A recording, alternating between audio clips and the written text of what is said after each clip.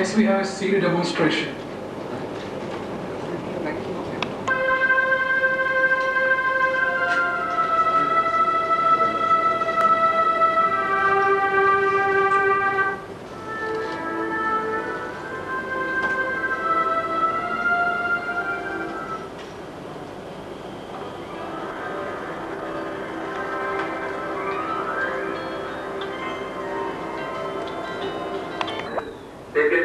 Viruses are some of the oldest living organisms in the planet. The virus is smaller than any living cell. They infect plants, animals, and humans. At any one time, there are millions more microbes living on us and in us that we have human cells. SARS was spreading through large lipid droplets released in sneezes or coughs. A virus-filled droplet can enter the body or nose at anyone close to.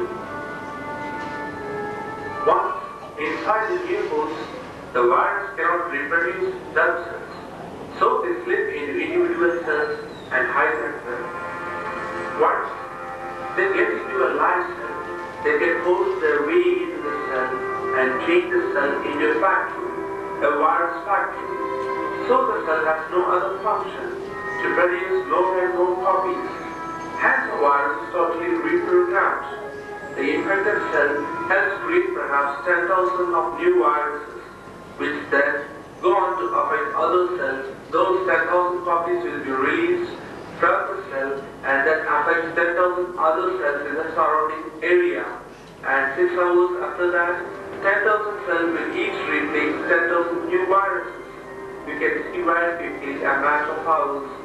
The human body builds up to 10 million. At the stage is where the battle begins between you and the immune system and virus.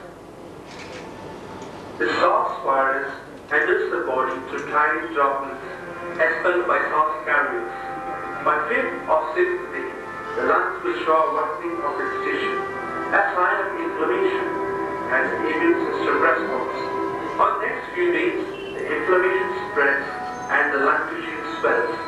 Millions of tiny air sacs in the lungs, called alveoli, responsible for removing carbon dioxide from the bloodstream in exchange of oxygen, filled with fluid, white blood cells, and other debris. The solid tissue surrounding the alveoli collapses. The fluid-filled sacs imparting the carbon dioxide-oxygen exchange. By the 12th day, the patient becomes hypoxic. Not enough oxygen gets into the bloodstream. The patient dies from lung failure and the associated breakdown of the oxygen functions.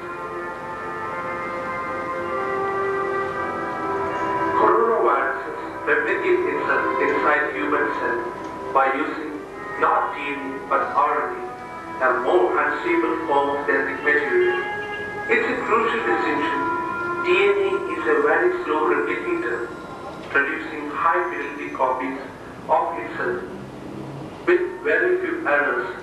RNA, on the other hand, is stable and evolves very slowly.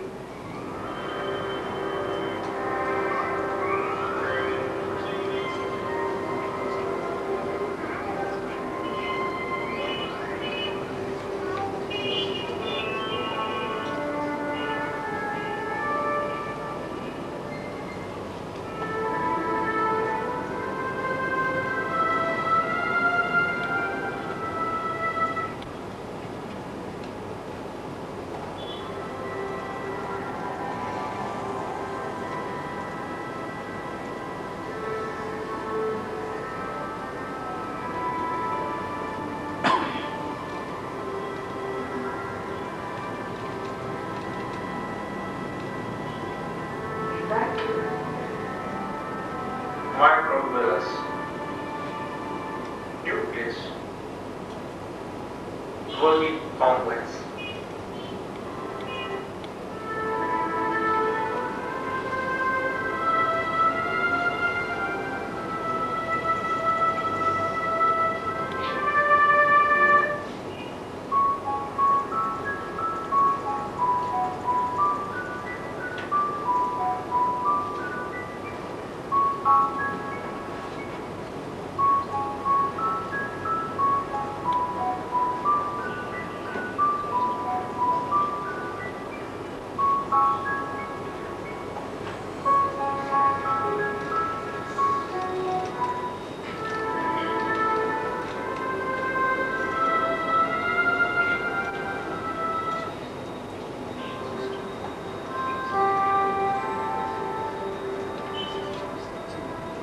The red blood cells are highly specialized for their oxygen transport function. Since RBC have no nucleus, all the internal space is available for oxygen transport.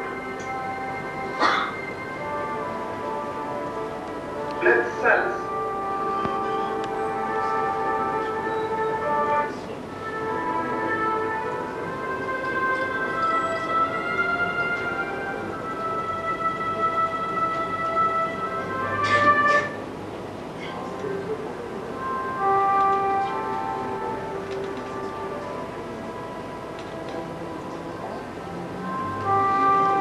alveolus.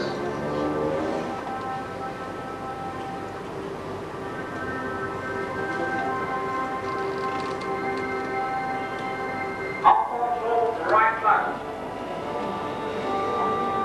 Horizontal rotation.